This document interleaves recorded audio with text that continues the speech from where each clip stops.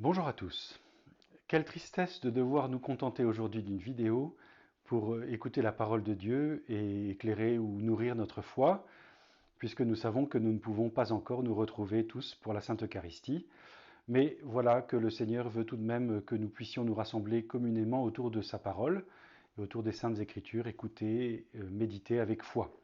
Je vous propose donc ces quelques paroles à propos de notre évangile de ce 32e dimanche du temps ordinaire. Au nom du Père et du Fils et du Saint-Esprit, ainsi soit-il. De l'évangile de notre Seigneur Jésus-Christ selon saint Matthieu.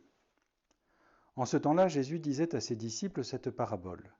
Le royaume des cieux sera comparable à 10 jeunes filles invitées à des noces qui prirent leurs lampes pour sortir à la rencontre de l'époux. 5 d'entre elles étaient insouciantes et 5 étaient prévoyantes. Les insouciantes avaient pris leurs lampes sans emporter d'huile, tandis que les prévoyantes avaient pris avec leurs lampes des flacons d'huile. Comme l'époux tardait, elles s'assoupirent toutes et s'endormirent. Nous ne pouvons pas sortir à la rencontre de l'époux à l'extérieur de nos maisons.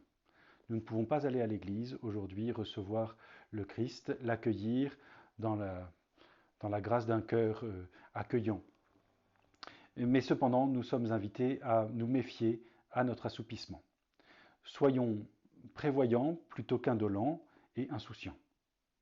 En effet, ce temps de confinement nous rappelle que la foi ne trouve pas l'exclusivité de sa vie dans une heure de messe le dimanche.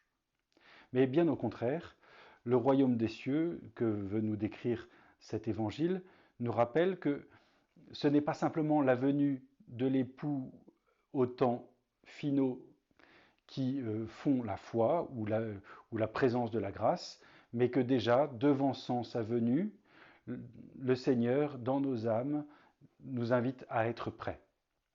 Par deux moyens, la lumière de la foi et l'huile, l'onction de la charité.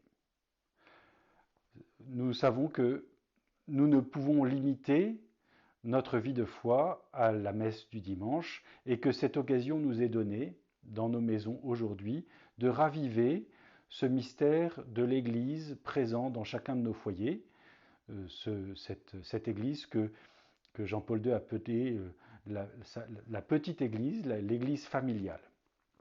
C'est un moment opportun pour nous, pour poser ensemble les actes de notre foi, sans lesquels la foi est purement intellectuelle. Les actes de notre foi qui sont d'abord la piété, prier ensemble, prier avec notre famille, nous mettre à genoux devant une croix, et qui sont aussi les actes de la charité. L'attention les uns aux autres, certainement, mais nous savons que la charité chrétienne est plus que simplement l'amour humain, il est le don de l'amour de Dieu dans nos âmes, et c'est pourquoi nous devons penser que ce temps est aussi un temps où le Seigneur peut venir habiter en nous, nous unir à lui dans un acte d'amour qui est celui de notre vie de prière et de notre vie de foi, pour féconder tous les autres amours de nos vies. Les féconder et les rendre plus véridiques, les mesurer à sa vérité. Donc nous voilà dans la situation de ces 10 jeunes femmes qui attendons le cœur en veille, car c'est là l'enseignement de la parabole, notre cœur doit veiller.